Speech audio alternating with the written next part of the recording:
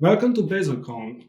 I prepared this presentation to share with you what are our current plans for the language rule sets in Bazel, and I will also give some advice how to make the Starlark rule set better. And by better, I mean more performant. I will split this presentation in two halves. First half to tell you on what our plans are, and the second part to actually go through an example of a Starlark rule set. Uh, so let's first go into what the problems are. Bazel code base is extremely large. It contains around 500,000 lines of code. And a part of this code base are also language specific rules for bigger languages. Those are Java, C++, Android, Python, Shell, um, and they occupy around 150,000 lines of code. Um, the problem with that is that this makes changes to such rules difficult because they are complex and the author of the rules also needs to know the Bazel code base well. Um, Another problem is that sometimes those rules are intertwined with Bazel core, and this makes also maintenance on the other side hard because whenever we maintain Bazel core, we might find some special casing for those rules. Third problem that happens for open source developers is that there are no unit tests published for the language rules that are part of Bazel. And this makes contributions hard because after you make the contribution, if we review your PR and accept it, we still run the tests, and those tests might be failing. Our solution to this is Terrarification. Starlark is a subset of Python, and you can write new rules using it. Comparing to native rules written in Java, the rule creation API is much more narrow. So what we are doing currently, we are rewriting native rules to Starlark. We are going to re-implement all the rules and their tests. And we would like to eventually move those to their own repository separated from Bazel. We are making progress layer by layer, starting with the outer layer, which means rule definition and rule specific implementation, which is not shared among the other rules. And we are also implementing native aspects that are used to Starlark. At the moment, we are working on Java and C++ rule sets. We are finishing Java library and CC library. And we plan to progress after this to middle layer, where the providers and common modules are. If it's viable, we plan to also rewrite inner layers where there are C++ compile action and Java compile action. Because the interface to the rule creation in Starlark is much narrower, we are also reducing technical debt along the way. We always first try to use the interface that we already have.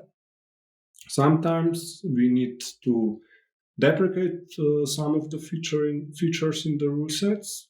We are doing this carefully not to affect any of our Bazel users. And we often also need to migrate our internal code.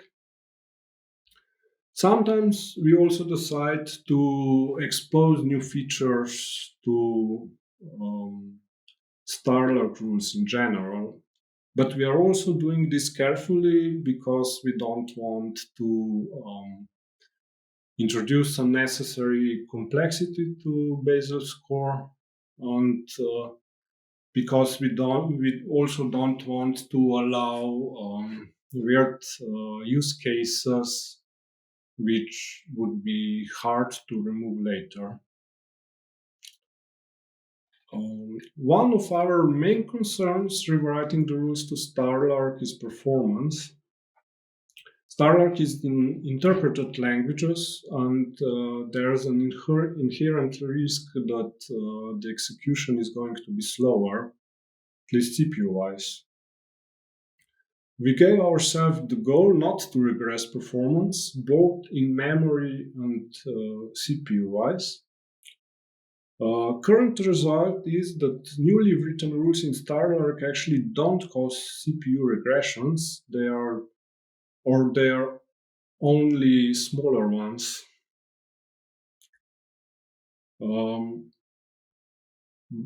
what so right now we've rewritten a couple of rules to Starlark, and this gives us a unique opportunity because we have identical implementation of a rule in Starlark and native implementation of it, and we can easily compare those. Doing the comparisons on those, we found initially that we caused quite a large memory regression. So we worked on removing it. And while we were removing it, we actually improved performance of all the rules that are written in Starlark. We improved it by about 1.5% without the authors of the Starlark rules needing to do anything. Uh, but there is still some things that need to be taken care by the Starlark rule sets, and uh, what to do, the advice I will present in the next part of the presentation. So I will start with a simple example, what not to do. And this is mainly concerned about memory consumption. So here is a simple rule that takes input from toolchain.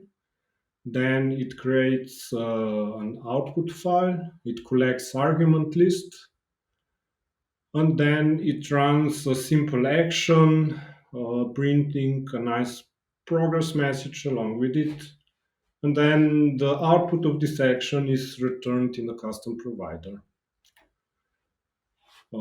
There are some performance problems in this example. They might seem minute, like nitpicking. However, when this rule is used on 100,000 targets, those problems add up and they cause quite a large regression.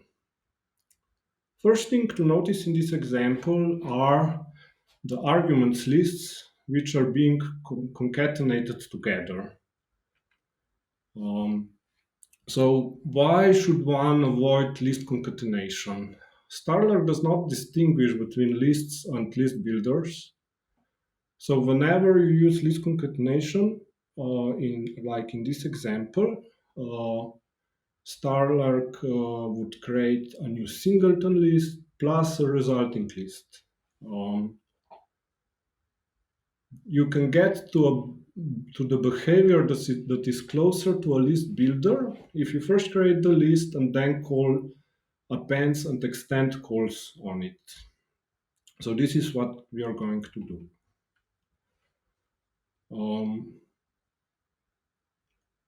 Another thing to notice is that now arguments are still passed into an action like a list.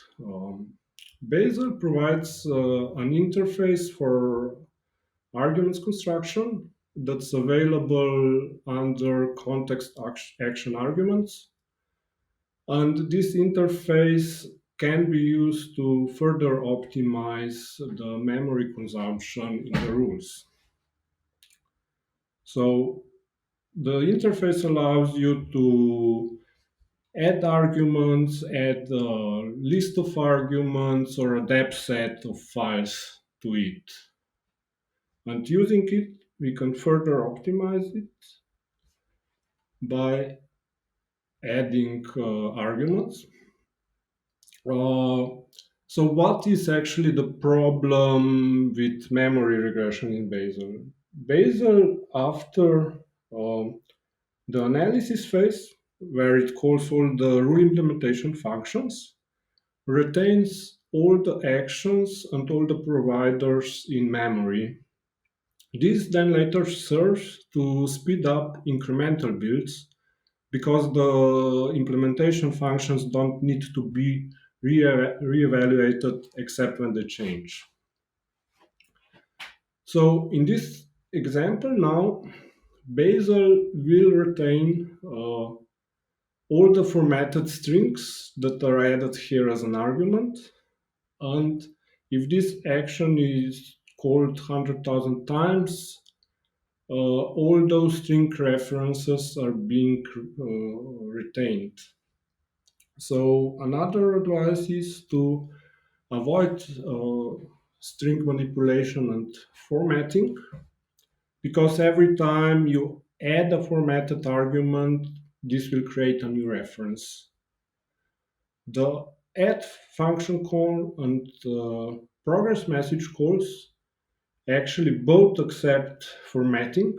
A progress message call actually accepts placeholders for the most common use cases. So what you can do in this example is use the formatting argument for the add calls and use placeholders for the progress message. Those were quite recently added. We are not there yet. Another thing that's happening here are calls to shortcut. The add call also accepts the artifacts directly, so it's better to use those. And it also accepts a list of artifacts or depth set of artifacts, so those can be used directly. Um, if you use the short path, the problem that is created is that Bazel in the background will create a new reference to path fragment. This part is not optimized, whereas if you are using artifacts, you already need to retain them because they are returned in different providers. The last optimization that was quite a surprise for me is happening in the toolchain, where options are passed as list of strings. This is one of the rare use cases where a depth set of strings can be used and is actually beneficial. What's going on in the background is that lists, the underlying array for lists is actually quite hard to keep a single reference to it. But if you use a depth set is constructed in a way that's actually really hard to duplicate a reference to it. So if you replace this with a depth set, you can have actually quite a large savings. So example where we did this was on Java toolchains, where Java options are now passed as a depth set. Because Java, there are quite a lot of Java targets. All those options are retained as a single reference, and this means uh, very much smaller amount of retained heap. So coming to the end, this is now a good example using all the advice I gave. If we go quickly through the summary of advice, the essence is that you should, during Starlark rule implementation, consider how much objects are created and which of them are retained on heap. So you should avoid manipulating lists or strings. And there are also some hidden traps like calling short paths and it helps if you always use depth sets in the providers because this will keep a single reference to them. So, in short, our vision for the rule sets in Starlark in Bazel are that the rules we move all those rules to Starlark. We are making progress on it. We expect that the outer layer of bigger rules like Java, C++ is going to be done by end of this year. More visible results should happen mid next year, where when we expect to start populating rules repositories with the implementation and corresponding tests. What we would also like to achieve is that Starlark rule sets are on the par with the native ones. This means that we don't want to make any special exceptions for big languages. Last but not least, we would like to make major rule sets easy to contribute. Uh, so having the unit test together with the rules, it should be easier for the contributors to understand the rule sets and to modify them. And also you are then able to run the tests yourself. So thank you for your attention, and I hope this makes the lives of Starlark rules owners easier.